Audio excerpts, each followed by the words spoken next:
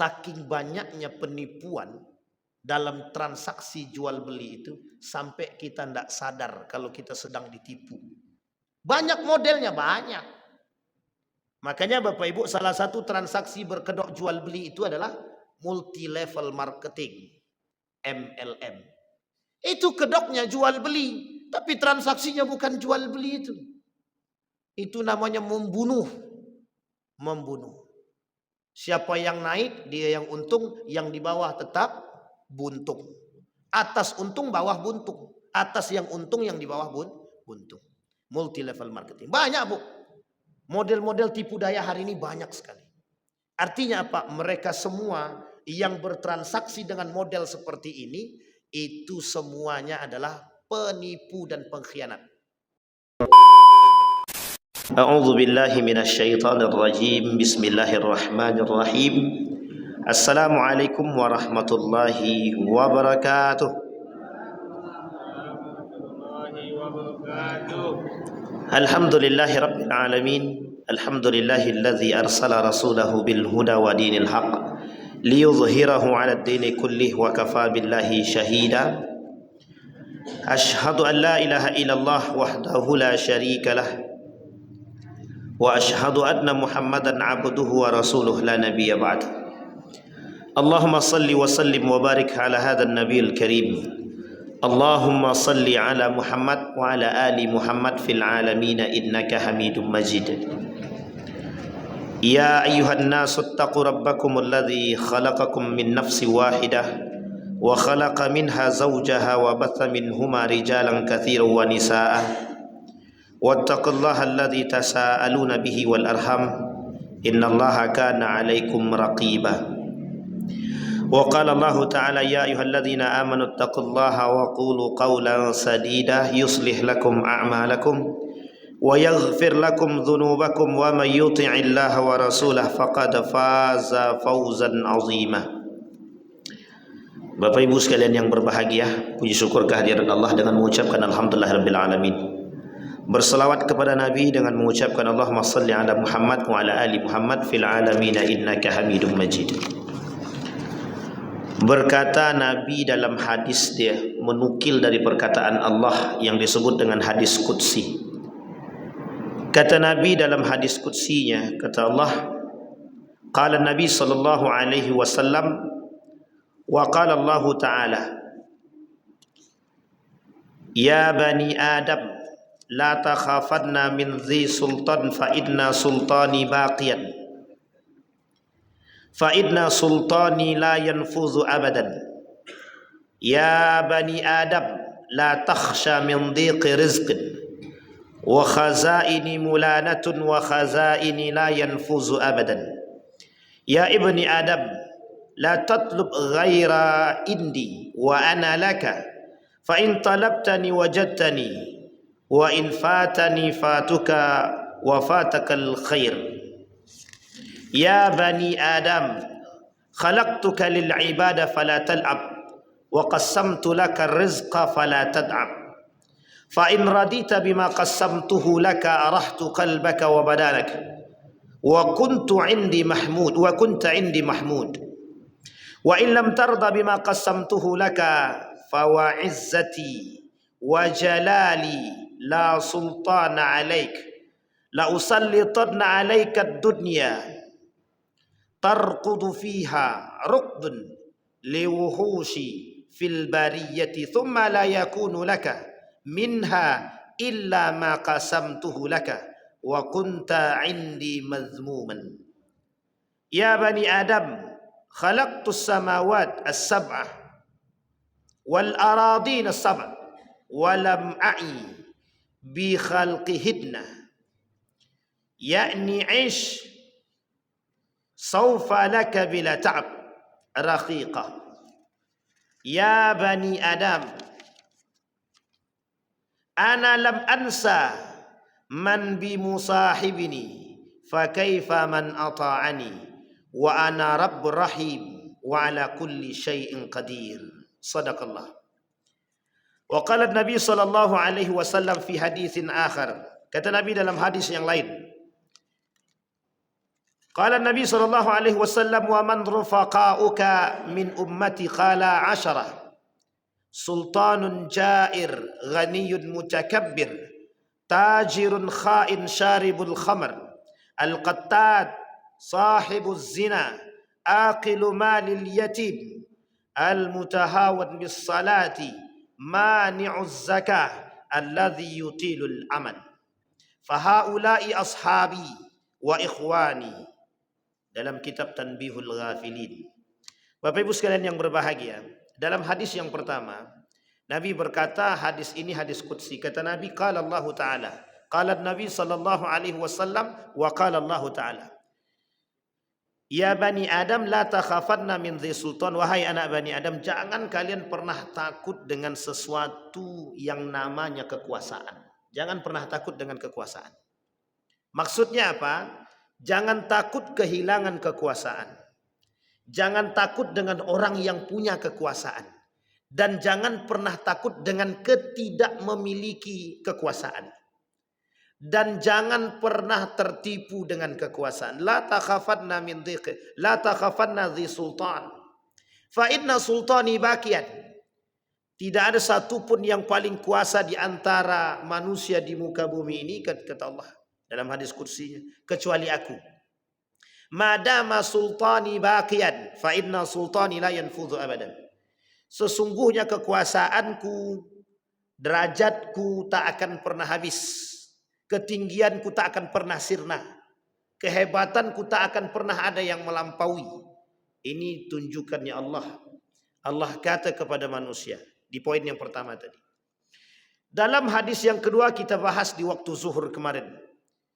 Kata Nabi ketika diskusi kepada iblis, man rufaqa'uka min ummati, kata Nabi. Hai iblis, siapa orang-orang yang bakal menjadi sahabatmu kelak di hari kiamat dari umatku, kata Nabi. Iblis menjawab, qala asyara, ada 10, kata iblis, yang menjadi kawanku kelak. Fahaula ashabi wa ikhwan. 10 golongan tersebut, kata iblis, menjadi golonganku, sahabatku, saudaraku, kata dia. Kita sudah bahas 3 di waktu zuhur. Yang pertama, kata Nabi, kata iblis berkata kepada Nabi, yang pertama sultanun jair. Sudah kita bahas. Pemimpin yang zalim, pemimpin yang jahat, pemimpin yang otoriter, pemimpin yang zalim, pemimpin yang suka menganiaya. Inna asyaddan nas yaumal qiyamah. Yang paling kenceng nangisnya, yang paling kenceng menyesalnya, kata Hasan al-Basri, di hari kiamat adalah seorang pemimpin yang diberikan razaqahullahu bimansibin, yang diberikan oleh Allah kekuasaan, tapi dengan kekuasaan dia menzolimi orang lain, dia menzolimi rakyat dia zolimi orang-orang pengikut dia. Ini pemimpin yang zalim. Sultanun jair. Yang kedua, ghaniyun mutakabbir, orang kaya yang sombong. Kata iblis, kawanku adalah orang kaya yang sombong. Kalau ini tak perlu kita tanya, mesti jawabannya insyaallah sepakat itu. Banyak ada orang kaya hari ini yang sombong. Tak sepakat ternyata di sini. Alhamdulillah. Berarti di sini rata-rata orang kayanya baik-baik. Tapi banyak atau tidak orang kaya yang sombong hari ini? Yang mereka berjalan di muka bumi yamsuna 'alal ardi hauna. Mereka berjalan di muka bumi mutakabbira, dengan membanggakan diri, orang kaya yang sombong. Kata iblis, itu kawanku, kita dia. Nomor 2 sudah kita bahas juga. Yang ketiga, tajir khain. Tajir khain itu adalah seorang pedagang pengkhianat. Allah menunjukkan hari ini setiap perkembangan zaman, Bapak Ibu, kita tidak boleh menafikan keberadaan zaman atau perkembangannya. Tidak bisa. Kita mau menghindar dari perkembangan zaman itu tidak mungkin. Dulu perdagangannya offline, sekarang online. Dulu perdagangannya tidak ada pakai Shopee Pay. Sekarang pakai Shopee. Pakai apa lagi? Lazada. Pakai Tokopedia. Semuanya lah. Semua sudah ada pasarnya masing-masing. Dalam bahasa akademik disebut dengan waralaba online. Sudah ada sekarang warung-warung online. Bahkan penjualan jasa pun sudah online sekarang. Apa itu? Prostitusi online. Sudah online juga. Jadi kalau dulu prostitusi online-nya datang dulu ke Doli Surabaya, datang dulu ke Jakarta, datang dulu ke Malang, datang dulu ke beberapa daerah, sekarang tak perlu lagi. Sudah ada namanya prostitusi online. Saya tak tahu kalau di Pekanbaru ini dulu ada atau tidak, tempatnya pun saya tak tahu. Alhamdulillah, lebih baik tak tahu. Tapi yang menjadi masalah sekarang ini prostitusinya online. Kalau dulu yang tua-tua, yang sekarang muda-muda, yang mereka memperjualbelikan diri mereka. Artinya apa? Sekarang tidak bisa kita menghindari perkembangan zaman. Yang bisa kita lakukan terhadap perkembangan zaman adalah kembali kepada fitrah kita sebagai manusia, kembali kepada ajaran-ajaran agama. Artinya apa? Kata Nabi, kelak di hari kiamat itu, di akhir zaman itu, manusia itu isinya tak berakhlak. Sehingga ketika manusia tak berakhlak, itulah kekacauan terjadi. Jadi dengan kekacauan yang seperti itu, kata Nabi, yang selamat itu manusia yang aneh. Tuba lil ghuraba. Beruntunglah orang-orang yang aneh ketika itu. Siapa mereka yang aneh? Yang menjaga nilai-nilai agama. Orang yang berjualan hari ini kalau jujur dicemooh orang. Orang yang berjualan hari ini kalau dia baik dia dicemooh orang. Tapi kalau dia berkhianat, dia menipu, dia banyak kawan. Sama. Kalau ada orang yang tidak korupsi hari ini, itu diperbincangkan dan digibahkan. Tapi kalau dia korupsi, itu kawanku, kata dia. Itu bahaya manusia sekarang begitu. Saking dekatnya mereka dengan, mohon maaf, saking dekatnya hari dengan kiamat itu nampak. Kenapa? Karena rasa tidak malu. Rasa malunya sudah hilang. Saking tak malunya mereka berkhianat dalam tijarah, mereka melakukan apapun yang penting kami untung. Maka Bapak Ibu sekalian yang berbahagia, salah satu definisi daripada ekonomi itu adalah mencari keuntungan sebanyak mungkin. Dan itu yang dilakukan oleh John. Kata John dalam buku dia, arti ekonomi itu adalah mencari keuntungan sebesar mungkin. Masalahnya halal atau haram kemudian belakang lah. Masalah halal dan haram itu belakangan.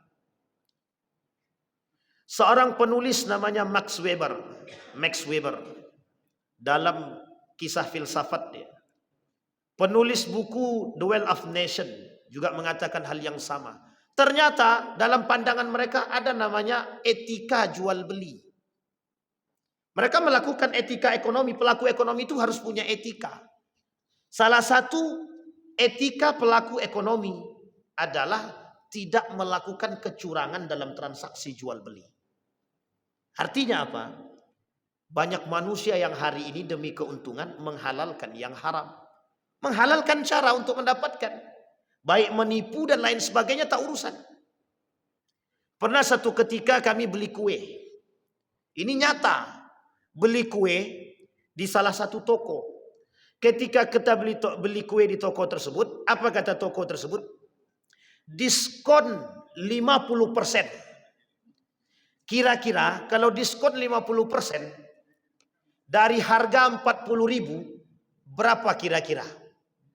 50% dari 40.000, pasti akal sehat kita berbicara 20.000. Tapi kemudian di situ tertulis diskon 50% pakai aplikasi. Setelah kita pakai aplikasi maksimal 5.000. Sekarang pertanyaannya, kita yang bodoh atau mereka yang bodoh? Harusnya 40.000, diskon 50% jadi berapa Bapak Ibu? 20.000. Tapi kata dalam aplikasi tersebut maksimal 5.000. Itu yang bodoh saya atau aplikasi itu? Maksudnya bisa dipahami, Bu. Penipuan terjadi melalui jalur aplikasi. Kita dipancing dengan diskon 50%, semangat orang datang membeli, ternyata hanya dapat batas maksimal 5.000. Yang seharusnya kita dapat kortingan 20.000, ternyata dalam aplikasi tersebut maksimal 5.000. Artinya apa? Pembodohan. Tapi uniknya, sudah tahu pembodohan, banyak yang datang. Kira-kira yang datang tuh bodoh atau pintar? Tak ada yang berani jawab. Begitu keadaannya hari ini. Masuk ke mall, pakai aplikasi Pak, dapat diskon 50%. Maksimal 10.000. Saya bilang, lama-lama kita yang stres dibuatnya. Maka Bapak Ibu sekalian yang berbahagia, itu pengkhianatan. Penipuan dalam tijarah, dalam transaksi jual beli. Itu masalah seperti ini tak sedikit kita temukan, sering. Makanya hati-hati. Kalau Bapak Ibu ditawarkan diskon, tanya dulu baik-baik. Kalau mau dia jawab, biasanya tak mau jawab. Bapak diskon ini dari harga berapa? Oh, dari harga 250.000. Kalau sekarang sudah ada HP, boleh cek tuh harga barang yang sesungguhnya, nanti nampak tuh. Artinya apa? Kadang-kadang dengan diskon tuh kita ditipunya Pak. Diangkatnya naik, dinaikinnya harga 100%. Anggaplah 25.000. Dinaikkannya 2 kali lipat, jadi berapa? 50.000. Sekarang didiskonkannya 50%. Jadi dari 50.000, 50% berapa diskonnya Bapak? 50. Tetap harganya 25.000 sebenarnya. Cuman karena kita 50% diskonnya katanya. Itu yang menjadi kita terpancing dari itu. Karena dapat diskon 50.000, bangga pula lagi. Alhamdulillah kita belanja di mall. Yang di mall tersebut tidak ada transaksi, tidak ada sunnah jual beli sudah. Di dalam mall itu salah satu sunnah jual beli yang dihapus adalah tawar menawar. Dan tak boleh kita tawar menawar di mall tuh. Berapa harga barang nih? 150.000, boleh kami tawar harga pas.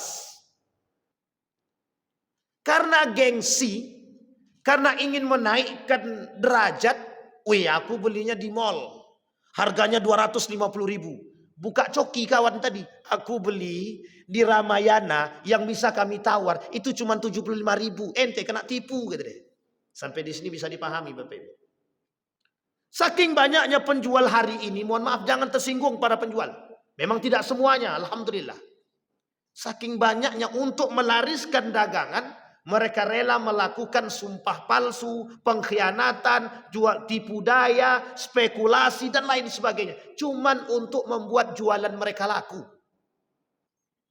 Bapak Ibu lihat di online itu, yang dipejeng apa, yang sampai ke tangan kita seperti apa, itu boleh tuh dicek. Satu ketika saya sengaja mencoba, uji coba. Ada barang yang memang bagus. Saya coba uji coba, betul atau tidak sesuai dengan fakta. Kita beli Pak. Ada tempat laptop, di situ disebutkan bagus, kita cek, kita beli. Alhamdulillah, yang sampai ternyata kara, dari besi jadi kara. Harganya mahal, tapi dari besi jadi Saya bilang di situ, di aplikasi tersebut kepada orangnya langsung, saya bilang, kelak di hari kiamat aku bersaksi atas perbuatanmu. Saya bilang. Artinya apa Bapak Ibu? Kita perlu hari ini Bapak Ibu. Beberapa hari yang lalu kami belanja di pasar, timbangannya goyang. Timbangannya goyang. Jadi saya beli mangga, di pasar itu saya beli mangga. Ketika beli mangga di pasar, otomatis ditaruh di atas timbangan. Ketika timbangan itu masih goyang, belum berhenti secara sempurna, langsung diangkatnya 2 kilo kata dia. Saya bilang sabar. Pertama, saya bilang lagi, Pak tolong cek sekali lagi. Dibuatnya lagi sama, dilakukannya dengan model yang sama. 2 kilo kata dia. Langsung saya tembak. Di mana datang 2 kilonya saya bilang. Anda belum berhenti sudah Anda katakan 2 kilo. Coba berhenti dulu. Ditaruhnya kemudian berhenti. Setelah berhenti ternyata 2 kilo kurang 1,8. Berarti kurang 2 ons. Saya bilang Anda mau menipu saya. Uniknya lagi di pasar, kalau kita lakukan demikian, itu yang protes bukan penjualnya, pembeli yang lain. Pak, kalau mau beli, beli. Kalau tidak, udah, kami mau beli. Masih banyak yang perlu kami layan. La ilaha illallah. Itu model jual beli hari ini. Ada banyak hal Pak penipuan kalau kita tak cerdas dalam transaksi jual beli itu. Makanya diancam oleh Nabi. Diancam oleh Nabi. Jual beli, para penjual-penjual pengkhianat yang menipu, yang merusak pasar, yang monopoli, yang ihtikar penimbunan barang itu semuanya pengkhianat.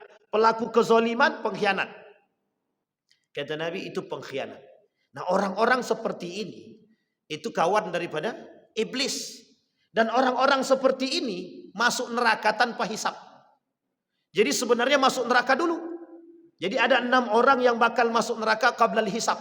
Jadi sebelum dihisab masuk nerakanya. Salah satu diantaranya tajir khain, penjual yang penipu. Ini bagus berasnya, bagus beras, mantap, alhamdulillah. Sudah bilang bagus pakai alhamdulillah lagi. Ternyata beras plastik. Ini dia Bapak Ibu. Jadi banyak sekarang. Kok bisa orang-orang seperti ini menipu dalam jual beli? Karena mereka tak takut dengan Allah.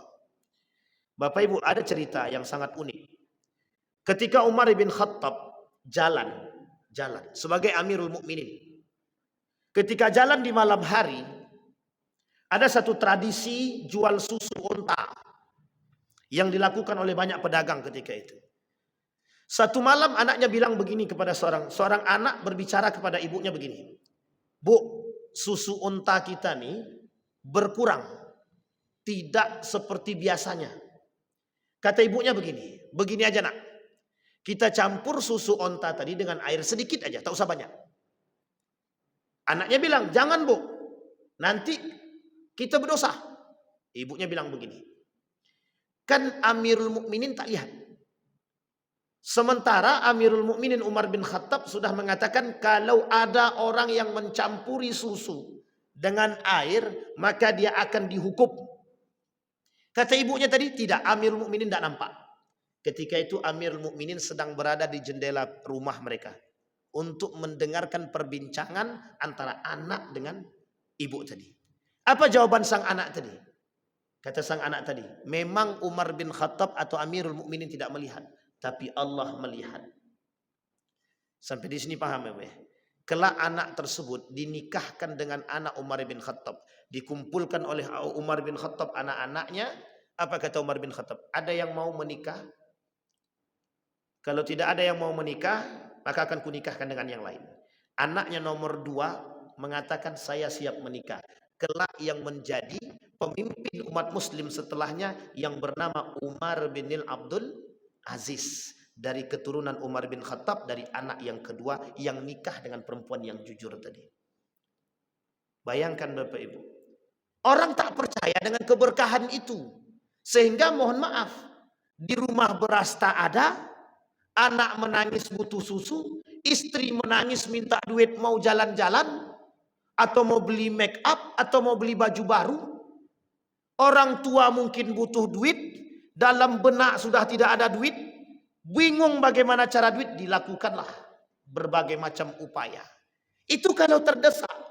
Sekarang uniknya sudah tidak terdesak, sudah tidak dalam keadaan darurat, tapi mereka tetap melakukan penipuan dalam jual beli. Kenapa? Karena sudah merasa tidak ada yang melihat dalam transaksi kecurangan mereka. Padahal Allah syahid, Allah yang menyaksikan. Tapi mengapa manusia masih melakukan penipuan dalam transaksi jual beli? Karena mohon maaf, kecintaan manusia terhadap harta itu melebihi cinta mereka kepada Allah. Jadi tidak takut. Orang hari ini tak takut lagi kepada Allah. Yang mereka takutkan dengan perut mereka. Kalau perut kami tak terisi, bagaimana caranya? Daripada kami mati, padahal mati itu tak segampang itu juga. Banyak orang mati bukan karena kelaparan. Banyak orang mati bukan karena kelaparan. Ingat itu Bapak Ibu. Orang mati itu bukan karena kelaparan. Kalau ada orang yang mengatakan mati karena kelaparan, itu sedang hilang akidah dia. Orang mati karena Allah. Sudah ajalnya dapat. Mau dalam keadaan kelaparan ke, di atas onda ke, atau kapan Allah pengen cabut nyawanya mati. Sekarang pertanyaannya, ada orang tak makan selama 1 pekan. Tidak mati-mati. Tidak mati-mati. Berarti apa? Bukan karena kelaparan. Tapi karena apa? Karena memang takdir dia. Karena Allah yang mematikan dan menghidupkan. Hati-hati, rusak akidah kita. Artinya apa?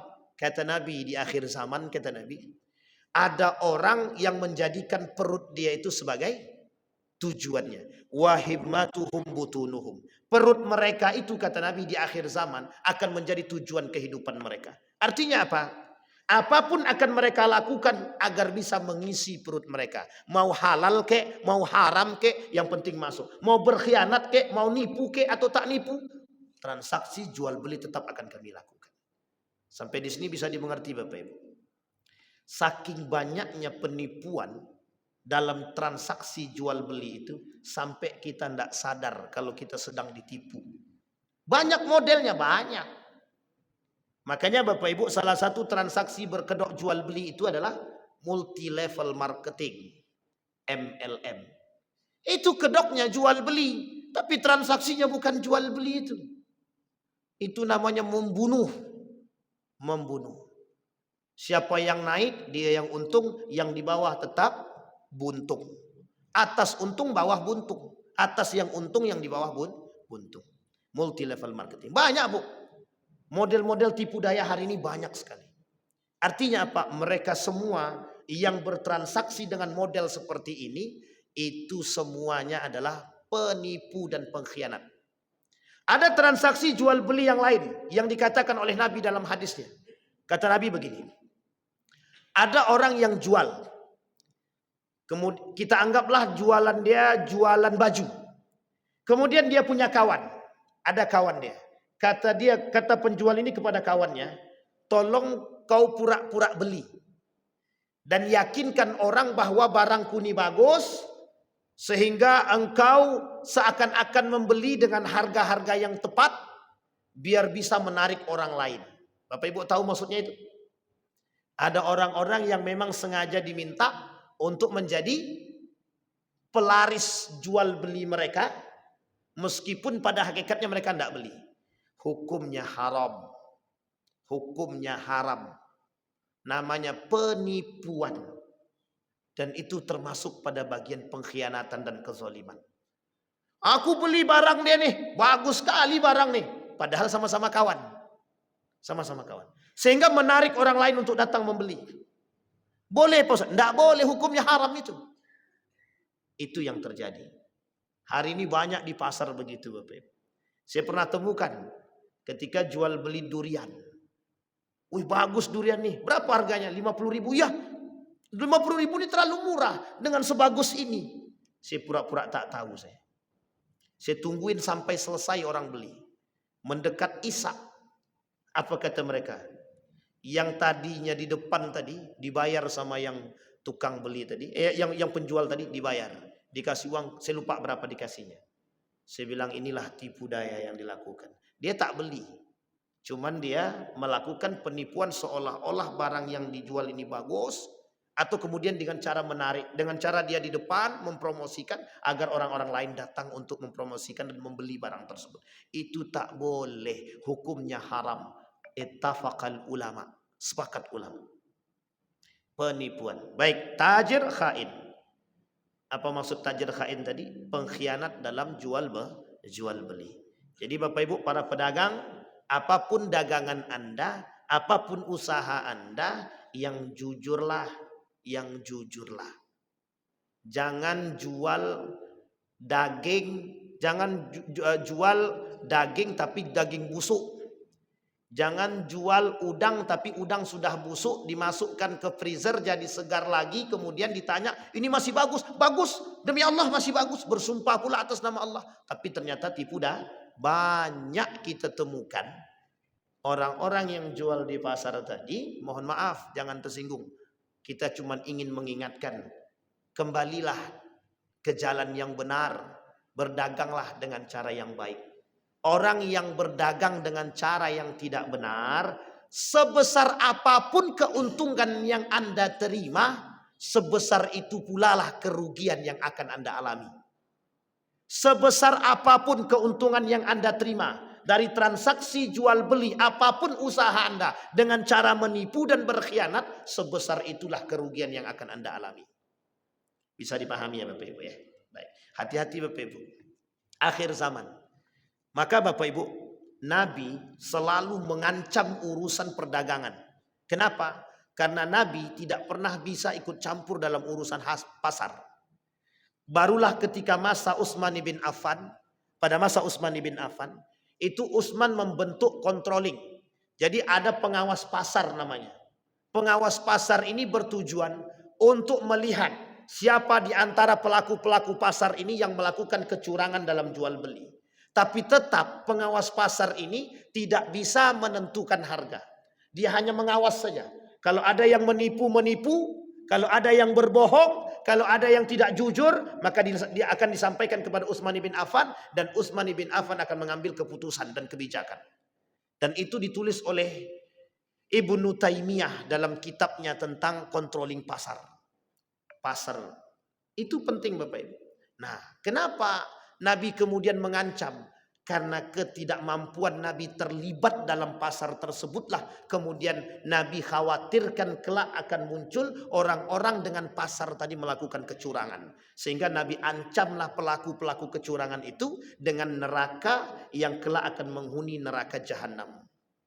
Kita takut atau tak takut Bapak Ibu? Takut atau tak takut Bapak Ibu? Banyak yang tak takut nampak ini. Baik, yang keempat, syaribul khamri. Kata setan, kata iblis, kawanku kelak adalah syaribul khamri. Apa itu syaribul khamri? Peminum khamar. Peminum khamar. Kenapa kok peminum khamar ini kawannya iblis? Dan disebutkan oleh Allah dalam Al-Quran. Apa kata Allah dalam Al-Quran? Apa kata Allah? Ikhwanas syayatin. Orang-orang peminum khamar, pejudi, mereka masuk dalam ikhwanas syayatin. Saudara-saudara setan. Jadi pelaku-pelaku peminum khamar saudara-saudara setan. Pertanyaannya adalah siapa yang minum khamar itu? Rata-rata orang yang meminum khamar itu satu. Orang yang mohon maaf. Mereka yang frustasi dengan kehidupan. Yang kedua, orang yang bergaul dengan para peminum khamar yang lain. Yang ketiga, orang yang nggak punya kerjaan. Itu rata-rata peminum khamar. Ada gaya hidup sekarang ini, kalau kami tak minum khamar, Ustaz, kami tak bisa berkawan dengan mereka.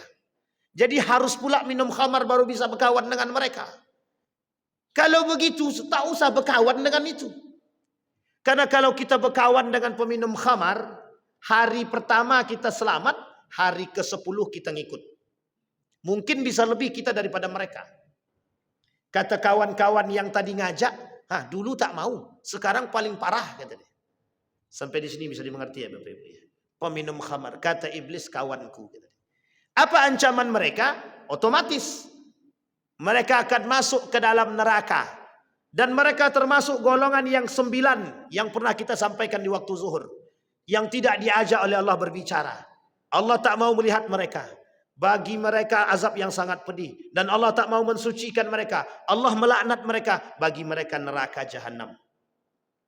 Bayangkan, ancamannya 6 bagi peminum khamar. Syaribul khamri. Apa khamar di sini? Banyak macam dia. Sesuatu yang memabukkan. Bagian daripada itu. Baik ganja, narkoba, narkotika, alkohol, tua, kamput, bir bintang, yang tak ada bintangnya. Sebutkan semua. Yang terbaru saya tak tahu. Itu yang lama-lama. Banyak itu. Dan uniknya lagi Bapak Ibu sekalian yang berbahagia. Dulu orang minum khamar sembunyi-sembunyi. Dia cari tempat yang paling sembunyi. Kemudian mereka beli minuman, mereka minum. Sekarang tidak.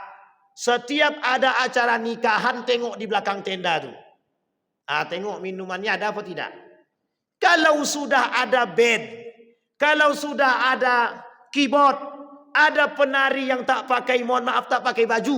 Maksudnya, tank topan, celana pendek, rok pendek. Tengok tuh baik-baik.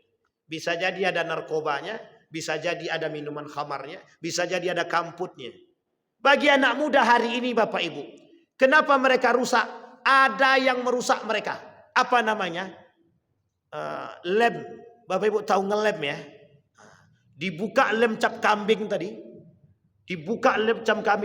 Dihiruplah sampai teler. Apa namanya itu? Itulah pokoknya. Ngelem. Namanya ngelem. Itu anak sekolah zaman sekarang itu. SMA, SMP dan lain sebagainya. Kalau kita tak kontrol Bapak Ibu, kita yang hancur, generasi ke depan kita begitu. Baik, syaribul khamar yang keempat. Yang kelima, al-qattat, tukang fitnah. Al-fattat, tukang fitnah. Ini orang-orang yang suka menyebarkan fitnah. Allah sebut dalam Al-Quran 2 kali dengan kalimat yang berbeda. Apa kata Allah? Al-fitnatu asyaddu minal qatal. Satu. Yang kedua, al-fitnatu akbaru minal qatal. Yang pertama, al-fitnah asyaddu minal qatal. Yang kedua, al-fitnatu akbar minal qatal. Bayangkan para ulama mengatakan, ini para ulama yang mengatakan, fitnah di sini banyak. Ujian, ketidakbenaran dan lain sebagainya. Bahkan ada ulama yang mengatakan, sultanun jair khairun min alfi fitnatin. Seorang pemimpin yang zalim itu lebih baik daripada 1000 fitnah. Coba Bapak Ibu bayangkan, saking berbahayanya fitnah tadi. Ini banyak bermunculan, apalagi ini masa-masa pilkada nih, tukang fitnah bersebaran ini. Ini buzzer-buzzer fitnah ini, insya Allah tuh tempat mereka neraka kalau mereka nggak tobat itu. Para buzzer yang tukang sebar-sebar isu dan hoax itu, insya Allah mereka masuk neraka kalau mereka nggak tobat. Sampaikan aja besok Bapak Ibu. Kalau ada orang datang menyebarkan isu kejelekan orang lain, sampaikan kepada dia. Anda tahu kebenarannya 100% mutlak. Kalau tak tahu berarti Anda fitnah. Berarti Anda penghuni neraka. Sampaikan begitu. Biar besok dia tak nyebarkan fitnah lagi. Banyak sekali penyebar fitnah nih Bapak Ibu. Apalagi sekarang nih. Untuk menjelekkan orang lain, menjatuhkan orang lain, sebar fitnah sana sini. Ah, ini hati-hati. Bapak Ibu siapapun kalian, siapapun Bapak Ibu semua, mau masuk dalam nomor berapapun, tim ses apapun, silahkan. Tapi jangan pernah menyebarkan fitnah. Apalagi kalau Anda tidak mengerti apa yang Anda sampaikan. Oh, kalau Anda mau sampaikan, jujur yang adil menyampaikannya. Baiknya sampaikan, buruk dia sampaikan. Biar orang yang memilih. Anda tak usah ikut-ikutan. Karena kalau Anda menyebarkan fitnah, andai kata benar yang Anda sampaikan, Anda ghibah. Andai kata tak benar, Anda sudah melakukan dosa.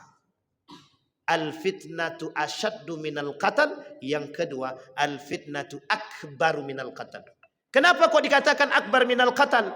Karena fitnah itu Bapak Ibu kelak lebih berbahaya. Pembunuhan karakter. Kalau cuman membunuh langsung tusuk mati selesai. Ini tak, yang dibunuh dia karakter nih. Yang dibunuh karakter. Namanya pembunuhan karakter. Baik Bapak Ibu, ya, yang lain Bapak Ibu sekalian yang berbahagia. Yang terakhir, yang ke-6, sahibus zina, pelaku zina. Insyaallah Bapak Ibu kita jelaskan sahibus zina kalau kita dengan izin Allah ketemu kembali. Kita sampaikan kembali tentang sahibus zina sampai ke nomor yang ke-10. Mudah-mudahan ada manfaat bagi kita semua. Mudah-mudahan bisa menjadi panduan bagi kita agar kita bisa menjadi orang-orang yang baik di hadapan Allah. Paling tidak kita bisa menghindari kemaksiatan-kemaksiatan yang kita sampaikan tadi. Semua itu oleh Imam Az-Zahabi disebutkan sebagai dosa-dosa besar. Fa'tabiru ya ulil absar la'allakum tuflihun. Assalamualaikum warahmatullahi wabarakatuh.